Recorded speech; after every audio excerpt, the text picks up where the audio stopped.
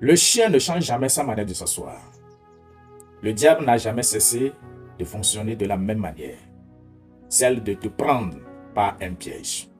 De la manière dont il a pris Adam et Ève par le piège de la séduction, en lui faisant comprendre que, en mangeant ce fruit, ses yeux vont s'ouvrir et lui aussi va devenir Dieu. Voilà, c'est le même système qui se passe toujours aujourd'hui. Vous allez voir des fidèles qui se révoltent contre ce qui se passe dans la maison de Dieu. Que pourquoi les pasteurs ou bien les hommes de Dieu prennent-ils de l'argent qui s'enrichissent? Vous voyez là où ils vont, qui s'enrichissent, que les fidèles ne s'enrichissent pas. Que pourquoi ils prennent de l'argent avant de leur faire un travail afin qu'ils puissent trouver solution. Mon frère, si tu connais la loi de la semence, tu vas comprendre que le monde spirituel fonctionne ainsi. Et que cette loi, ceux qui te font donner cette idée, par où tu tires cette idée, c'est ce qu'ils appliquent pour acheter ta grâce, pour arracher ton bonheur, pour arracher ton pouvoir, pour arracher ta vie.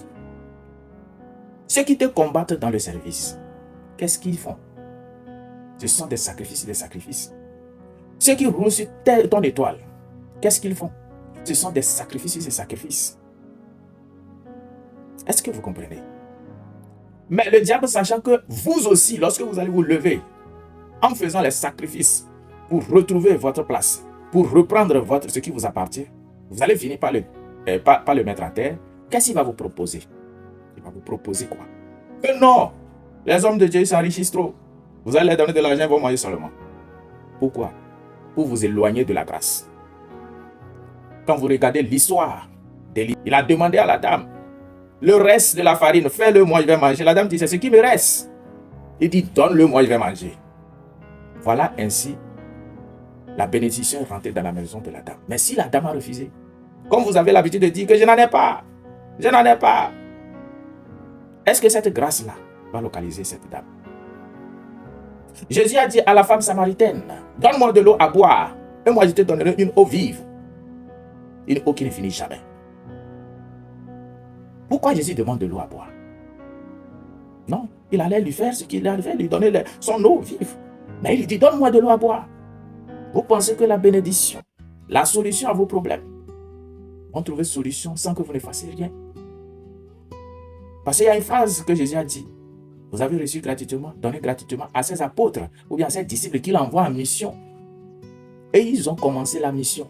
Ils ne peuvent pas travailler comme Jésus. Donc, il ne peut que leur demander le minimum. Ne demandez pas de l'argent avant d'exercer votre don. Parce que vous êtes encore des enfants, des bébés que j'envoie en mission. Mais moi-même là, ce que je fais, vous voyez ici, ce n'est pas ce que vous allez faire parce que vous n'êtes pas encore mature. Voilà pourquoi j'ai déjà dit ça, parce que ce sont des enfants qu'il envoie. Ils ne sont pas encore matures dans le travail. Ils n'ont qu'à faire ça pour grandir. Mais quand ils seront matures et ils vont comprendre les choses, ils sauront le faire. Mais vous transformez ça et vous généralisez ça. En disant que non, l'homme de Dieu, il a reçu gratuitement, il n'a qu'à donner gratuitement. Quelle bénédiction tu vas avoir? Elle avait la grâce, l'onction. Mais pourquoi il a demandé à ce que la dame lui donne le reste du repas? Jésus a-t-il soif de boire ou bien de trouver de l'eau? Mais pourquoi il n'a pas trouvé de l'eau? Jésus n'a pas trouvé de l'eau. Pourquoi il demande à la dame de lui donner de l'eau à boire? Les lois spirituelles fonctionnent comme ça. Mais lorsque vous, les enfants de Dieu, on vous éloigne en vous faisant croire que vous êtes en train de vous perdre, d'enrichir un pasteur, et que vous vous levez contre cela pour dire non, les pasteurs sont en train de tricher les gens. Mon frère, ma soeur, depuis que tu demandes la gratuité qu'on prie pour toi, gratuitement, pour que toi tu puisses gagner ce que tu as, ta vie va changer. Avoir la solution.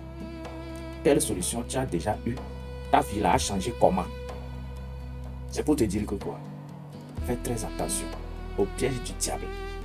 Le diable sait que si vous serez bénis, c'est pas la semence. Les pays anglophones, ils font plus de semences que les pays francophones. Et ils n'en parlent pas trop. Et vous allez voir un chrétien anglophone qui occupe de grandes places. Et c'est un vrai chrétien. Mais il est difficile de voir un vrai chrétien francophone occuper de grandes places. Ils ont compris et ils font la semence. Et ils maintiennent leur place parce que c'est ce que ceux du monde aussi font. Et ils sont au même pied d'égalité et de concurrence. Mais vous ne voulez pas. Vous dites non, c'est pour enrichir l'homme de Dieu. Regardez l'homme de Dieu parce qu'il s'enrichit et refusez de faire ce que vous devez faire pour que votre situation change, pour que votre vie change. Qui perd? C'est vous qui perdez. De la manière dont Ève a été trompée et il a tout perdu.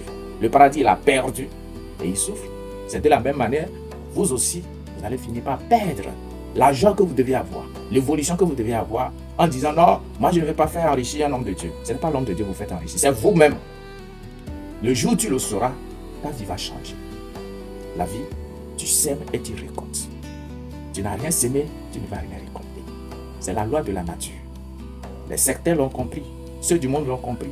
C'est pourquoi quand ils trouvent une jeune fille, ils lui donnent seulement. Elle est contente. Il lui donne des choses. Il lui fait des cadeaux. Elle est contente. Sans savoir que c'est sa grâce qui est récupérée de l'autre côté dans le monde spirituel pour que le gars puisse prospérer dans ses affaires. Vous pensez que c'est gratuit? Quelqu'un qui te donne. Faites très attention. Qu'est-ce que toi tu lui donnes en retour? Parce que spirituellement, quand quelqu'un te donne, il faut que lui aussi reçoive quelque chose. Donc vous qui acceptez les choses gratuites, réveillez-vous. Sinon vous n'allez jamais prospérer. Ce que vous avez pour prospérer, vous allez donner ça gratuitement au prix moins cher à quelqu'un qui vous offre un petit truc. L'homme de Dieu, c'est la grâce que Dieu lui a fait. Il fait que lorsque vous donnez, automatiquement, ce que Dieu a mis à sa disposition comme grâce, vous l'aurez aussi. C'est pour cela qu'il faut donner à un homme de Dieu. Lorsque tu le donnes, tu reçois. Alors réveille-toi et évite de rentrer dans le piège des esprits, des démons qui vont t'éloigner de la grâce. Le Jourdain, la paix du cœur.